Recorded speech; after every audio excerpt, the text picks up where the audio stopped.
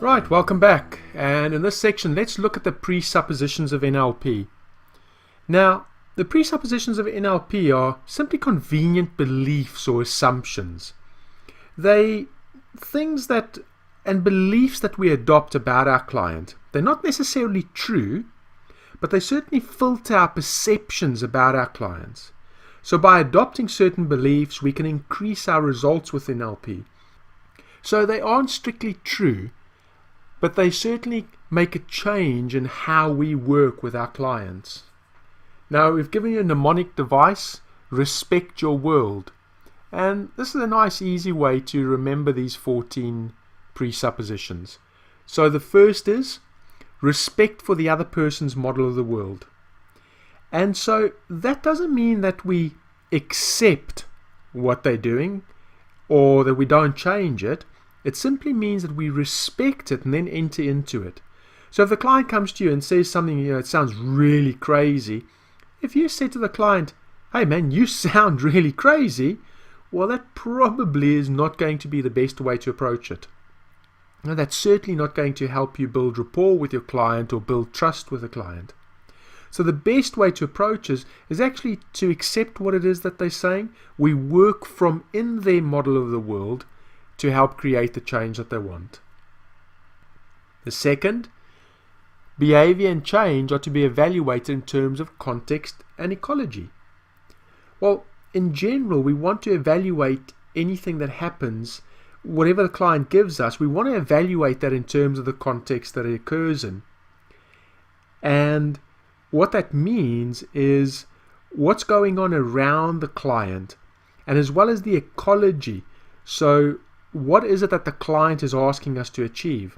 So for example, if the client says to you, you know what, I want more energy all of the time, do you think that might be appropriate? Possibly not. Because at 3 o'clock in the morning we should be sleeping, and having loads of energy at 3 o'clock in the morning and not sleeping is going to negatively affect the client down the line. So it's important to consider the ecology. So what will be the impact on the client, on their family, on society, and ultimately the planet if this change actually happens? And we need to consider that within context. The next presupposition is resistance in a client is a sign of lack of rapport. There are no resistant clients, only inflexible communicators. And effective communicators accept and utilize all communication presented to them. So we want to create a safe space for our client where they can feel comfortable and free of judgment so that they're able to talk. Building rapport will actually give us that.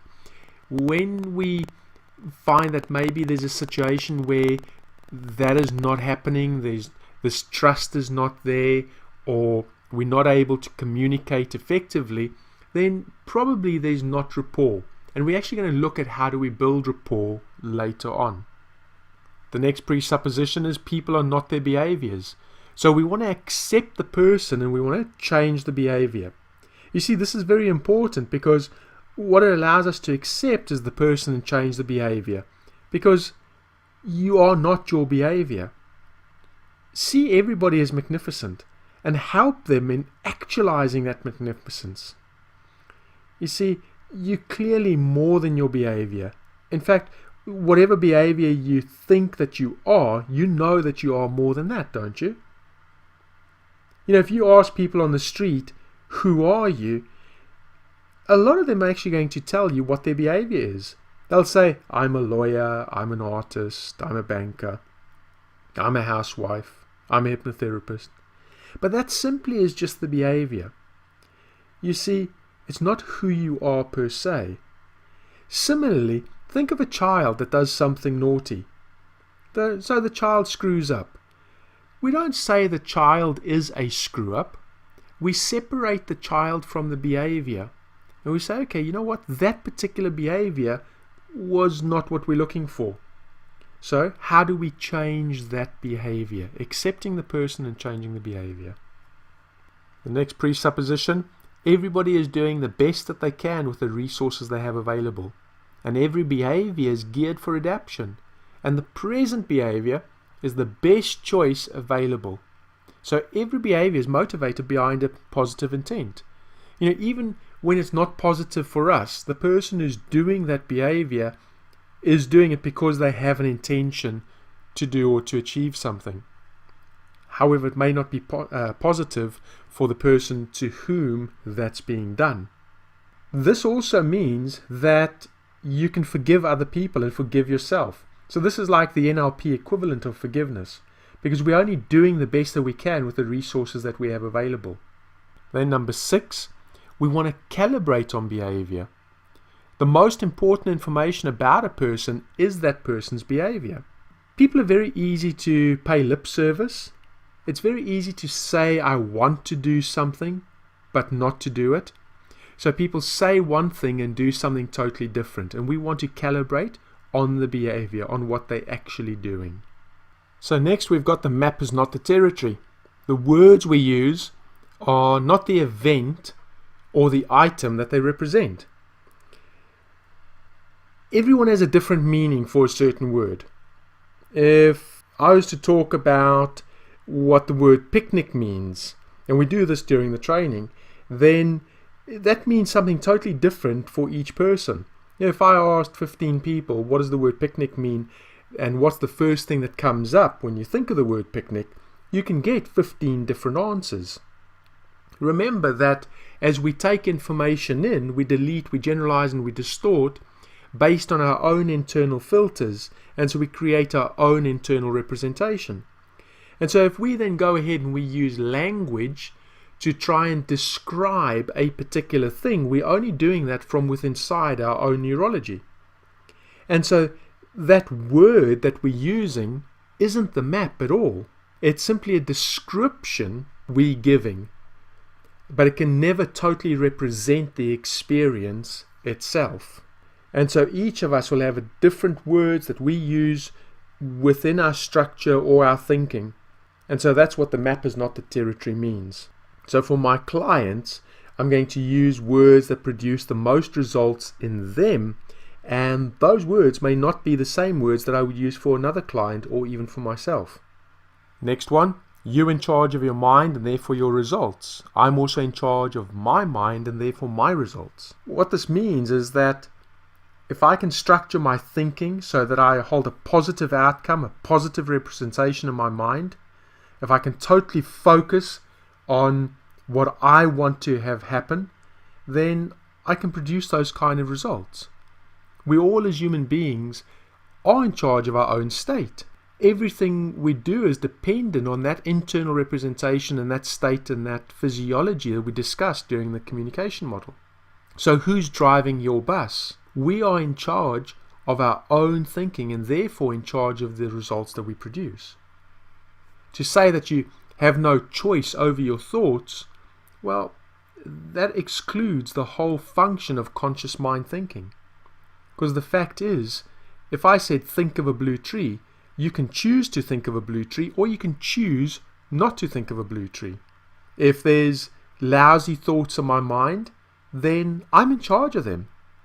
The fact is, we're in charge of our mind and therefore in charge of the kind of results that we produce through our thinking. And of course, that's what we discussed during the NLP communication model. Next, we've got people have all the resources they need to succeed and to achieve the desired outcomes.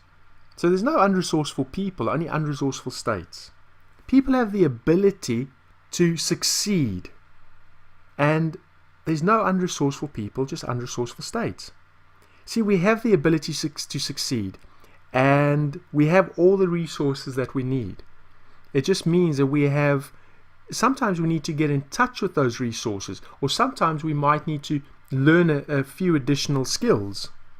All that we need to do is either to add the resources necessary or to allow them to be able to get rid of whatever prevents them from not being able to achieve it. And that's a really useful belief to have. It means that there's no limitation in regards to what a person can achieve or what a person can even learn. You see, we are learning machines. It might just be that the person is using a unuseful learning strategy. You see, everybody has the ability to learn. If we were to take a rat and put a rat in an enriched environment, then in 45 minutes that rat's brain would actually, the weight would change, it would become heavier. So enriched environment simply means an environment where the rat would need to learn something. Now as a human brain, that'll change in moments. And so when they cut open Einstein's brain, they looked at it and they said, oh, but this guy's brain is heavier. He had so much grey matter that his brain is heavier than the normal person. So the question is, was Einstein's brain heavier and that allowed him to think the thoughts that he did? Or was it because of the thoughts that he was thinking that his brain was heavier? In NLP, of course, we believe that the brain is used and the use of the brain will increase the brain weight. So we believe that people have all the resources that they need to succeed and to produce the kind of results that they want to produce and get the outcomes that they want. Number 10, all procedures should increase wholeness. So if we're going to do any kind of intervention, then that needs to create wholeness. Because we already think, people already are too fragmented. Look at parts integration as an example, where we have this internal conflict. On the one hand, I want to do this. On the other hand, I want to do that. And so with this conflict, it draws energy. And people already have so much internal conflict. So what we want to do is we want to increase wholeness. Because, of course, wholeness is much better than fragmentation. Next, we've got there's only feedback. There's no failure. So we should always welcome feedback, because it's what's going to allow us to improve our behavior and get better and better. So if something's not working, don't see it as failure, see it as an opportunity to learn. If everything that happens is only feedback and we are a learning machine, then I'm going to improve my behavior so I can create the kind of results that I want. If you're communicating with somebody and you're not getting the response that you want, what do? Change your communication. So there's no failure, only feedback. And speaking of communication, the meaning of your communication is the response that you get. So when you're communicating with somebody and they're communicating with you, how much of that communication do you think you're responsible for? If you say you're only responsible for 50% of your communication, you're leaving 50% of that communication on the table. And this is where very often people can have misunderstandings. So it's really important to take 100% responsibility for that communication to create the results that we want. Have you ever heard people having a conversation and maybe one person doesn't understand and then the other person starts to speak even louder, saying the same thing, and it's almost as if they think that by speaking louder that suddenly that's going to help the other person understand. And of course we know that that doesn't.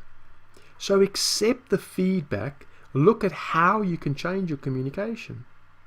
William James said around 1890, he said the great discovery of our age will be that a person can change his thinking inside of himself and therefore change the world around him. So the question is, how do you make a change inside of yourself so that it can make a difference in the relationship outside of you? How would you be able to change inside of you? What kind of things could you change inside of you so that you could make a change that would reflect in people around you or outside of you? If the communication that you're communicating isn't getting a response that you want, then change that communication. If you had unlimited choice of behaviors and all the time to think about it, then I'm pretty sure you'd be able to get the response that you want. In fact, that's one of the things that we discuss in mindfulness. You see, very often people are reacting to things that are going on rather than responding. And so taking that time and thinking, well, how do I need to communicate differently? And then giving a response that's adequate as opposed to reacting, example, shouting or starting to speak louder. The next presupposition is the law of requisite variety. So the system or the person with the most flexibility of behavior will control the system. And again, if we just consider what we said with the meaning of communication is the response that you get. If something is not working, do it in a different way.